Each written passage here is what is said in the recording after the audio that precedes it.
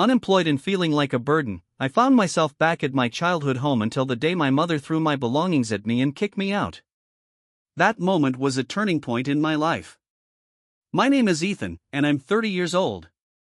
I never imagined I would be living in my parents' guest room until just a month ago. Honestly, I would have preferred to be anywhere else if I had the choice. But life doesn't always go as planned. After graduating with a degree in information systems, I landed a decent job at a mid-sized tech firm. Then the pandemic hit, and I was among the first to be laid off when the company downsized. Over the next year and a half, I applied to countless jobs, going through interviews that never led to anything. Eventually, my savings dwindled, and moving back home became my only option. I thought it would be a temporary situation, and so did my parents. At first, things weren't too bad. My father, Robert, was always the type to keep things to himself, preferring a don't ask, don't tell approach. But my mother, Linda, made sure I felt the weight of every meal I ate and every light I turned on.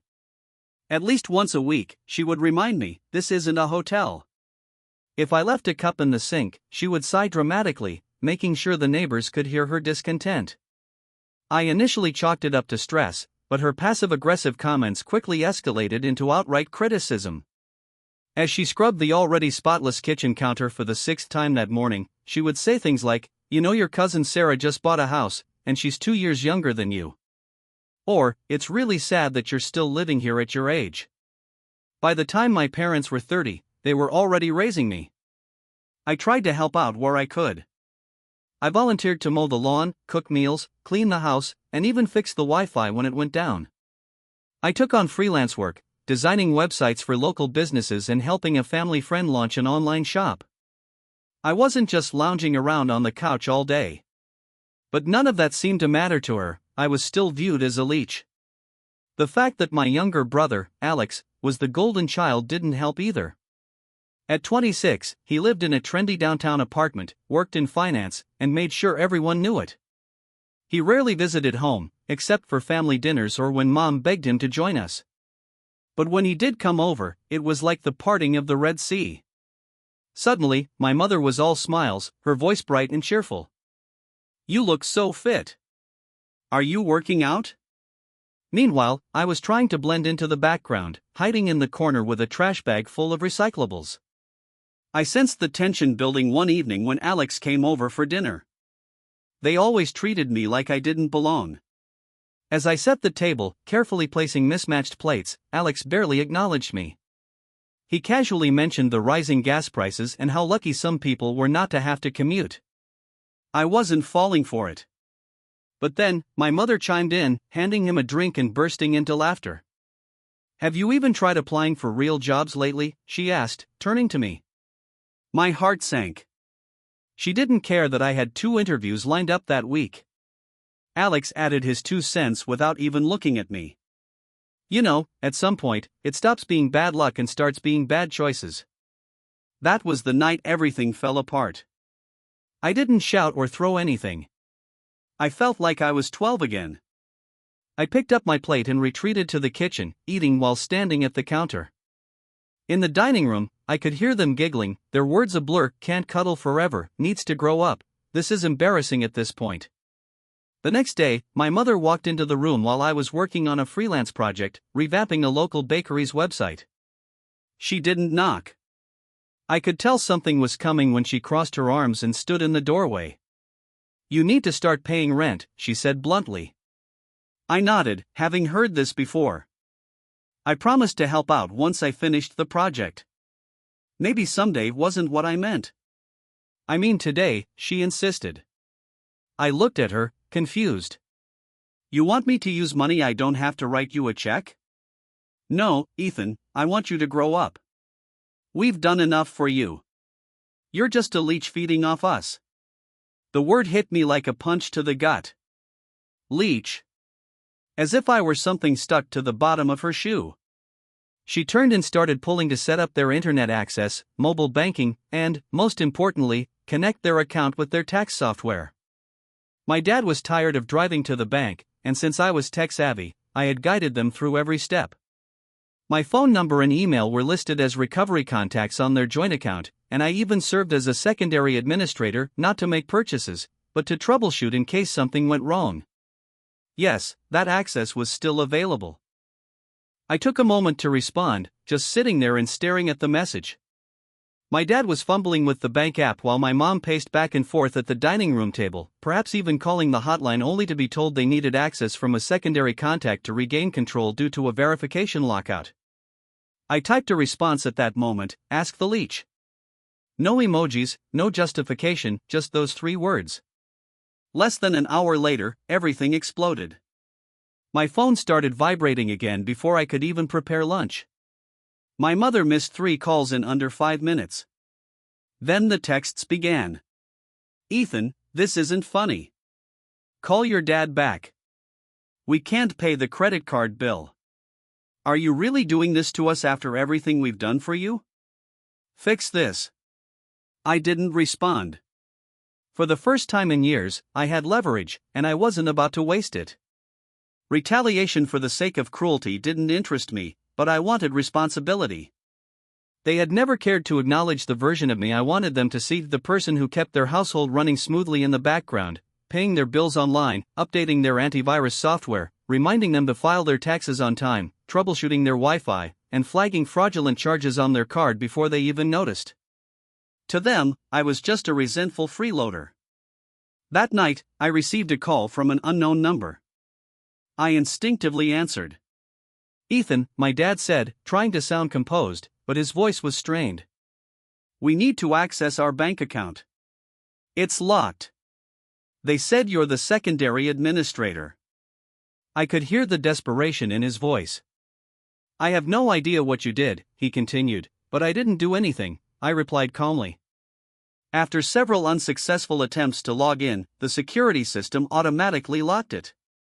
All right. It's okay. Just help us unlock it," he pleaded. There was a pause.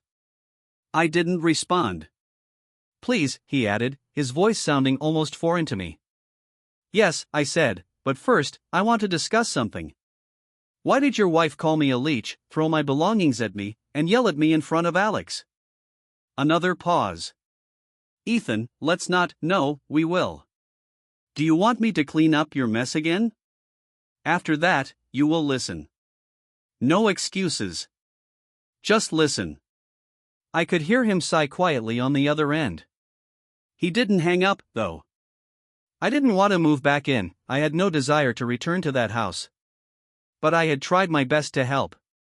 I cooked meals, cleaned, and made things right. I earned just enough to cover my personal expenses and give them gas money in case their car broke down. Yet, despite all of that, I felt like a stray dog at their dinner table. "Ethan, I'm not finished," he said, a slight crack in his voice. Years of frustration were bubbling to the surface. I had swallowed it all for too long. She called me a leech every time they contacted me. I was thrown out like trash by her. You just stood there.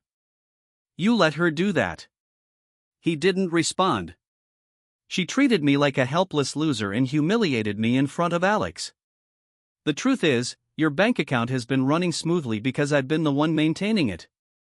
Without me, you wouldn't even know how to change your password." All right, he conceded. "You've made your point." "No, I haven't," I said, getting up from my chair and pacing around my small apartment. "While I was down, you two pretended I was a failure who needed to be kicked out. You need me now." Another long pause. "Yes," he finally admitted. "We do." Those 3 words hit me harder than I expected, and not in a good way.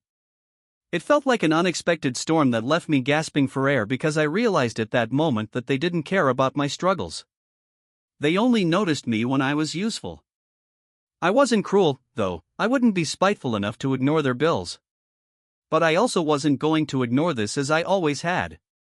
I proposed terms. I would help unlock the account, but first, I wanted each of them to apologize. An actual apology. It concluded with, "We hope you're doing well.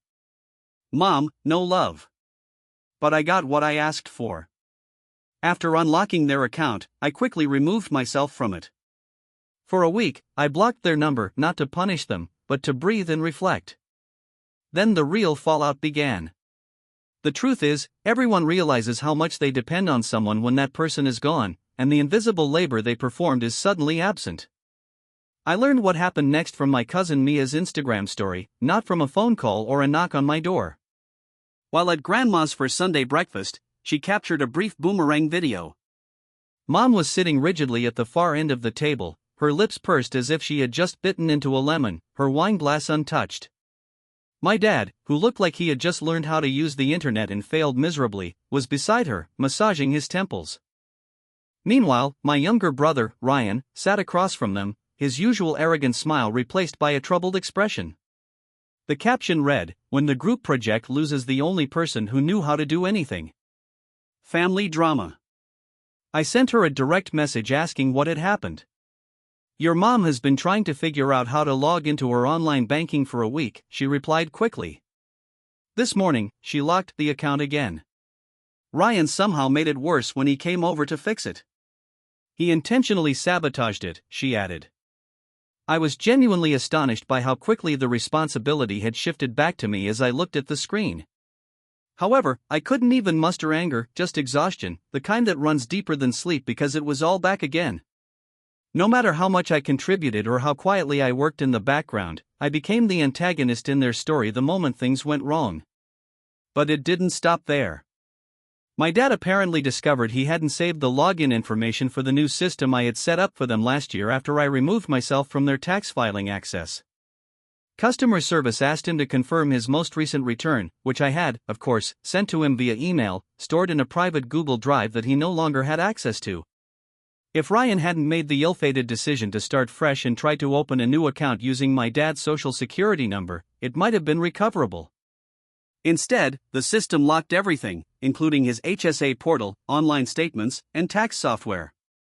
They couldn't retrieve a dime after identifying it as potential identity fraud. With the excitement of someone watching a soap opera unfold in real life, Mia told me, "Your mom told Grandma that she thinks you hacked them out of revenge."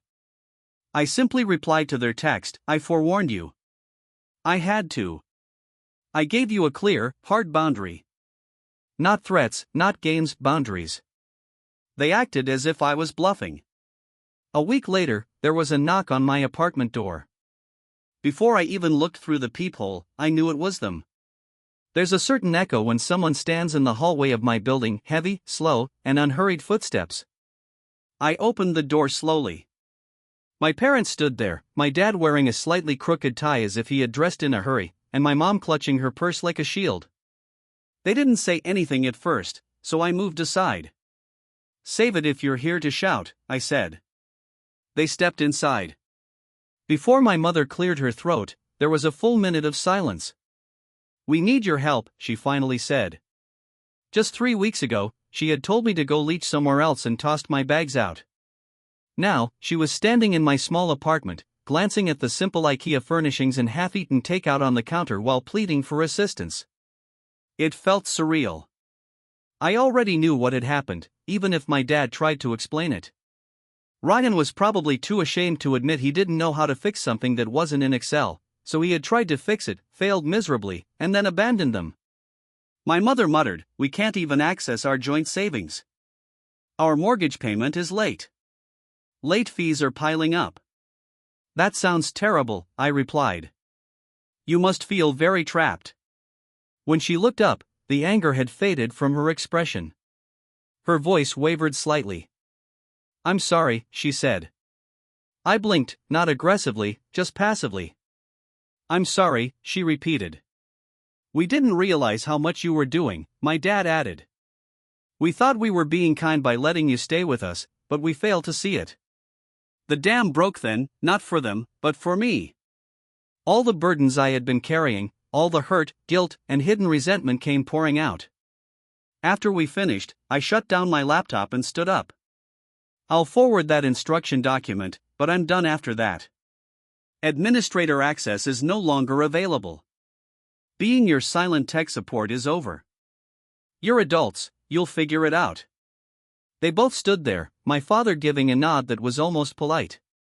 My mother didn't say anything more, but I could tell she wanted to. As they left, I felt a sense of freedom, something I hadn't experienced in a long time.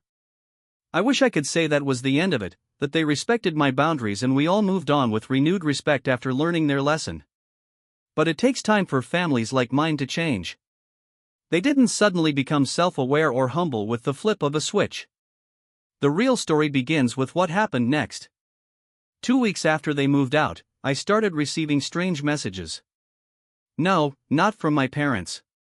To my surprise, they actually left me alone for a bit. The messages came from others in their circle. On Facebook, my Aunt Carol sent me a message. "Hey sweetie, heard you moved out on your own. That's so great. Diane said you've been distant lately. Just wanted to check in. Everything okay?" Then I received a screenshot from my cousin Jake showing my mom venting in a group chat. "I think Ethan's being manipulated by his new job. He's different, cold, distant. I don't even recognize him anymore. All I did was ask for help, and he acted like I'd kidnapped him." Jake was next. He sent me a lengthy, self-righteous email. "Hey man, I understand there's been conflict, but I think you both need to accept some responsibility. Even though mom and dad aren't perfect, they're still our parents. So maybe you should be more understanding instead of placing all the blame on them. We all go through tough times, it doesn't mean everything is against you. Let's talk soon, maybe over coffee?" I didn't respond and deleted the email. You see, this wasn't about one argument, one insult, or one bad day. That's what none of them understood. What still didn't click for them was that I had been the default assistant for years. Despite being extremely tech-savvy, I was never welcomed to the adult table. While Jake's every minor victory was celebrated as if he had cured cancer, I spent years watching my achievements be dismissed. He received expensive gifts and family dinners, while my birthday card simply said, "Maybe next year will be better." It was death by 1,000 small wounds. I didn't seek retribution, not the dramatic, petty kind where you hack into someone's social media or ruin their credit. I wanted something far more permanent: separation, self-respect, and the fulfillment that comes from building a life without them at its center. That opportunity arrived sooner than I expected. About a month after our last conversation, my company announced they were opening a satellite office in Toronto and expanding their remote division. A few of us were offered relocation bonuses, and I jumped at the chance. A new beginning, a brand new city, and no family visitors. I leased a modest one-bedroom apartment in the heart of the city with a skyline view and a desk in the corner. It was mine, not particularly flashy, but it was a space I could call my own, paid for by a job I earned, with not a dime of assistance from those who had called me a leech. Before I left, I sent my parents one last email. I wanted to be transparent, not because I owed them anything. Subject, revised. Hello, parents. I wanted to inform you of my upcoming move to Toronto for work. Going forward, I won't be available to assist with any technical issues, account access, or anything else. I promise you have complete control because I have disassociated myself from everything. I hope we can all find some peace in this new chapter. Take care, Ethan. There was no response. No thumbs up, nothing. It may have hurt in the past, but not now. Toronto exceeded all my expectations. I quickly made friends, joined a local coding group, and began volunteering at a nonprofit that promotes computer literacy among senior citizens. Whenever I sat down to teach a grandmother how to set up two-factor authentication, I thought, this is what patience looks like. This is what respect feels like. At home, the fissures continued to widen. My unofficial family reporter, Mia, informed me that my mom had started trying to convince Ryan to take on some of the responsibilities I had previously handled. He claimed to be too busy, but she kept trying to guilt him into helping. She once remarked to him, "Ethan used to handle all this without complaining." "Then maybe you shouldn't have treated him like garbage," he shot back. It seemed their golden boy had his limitations as well.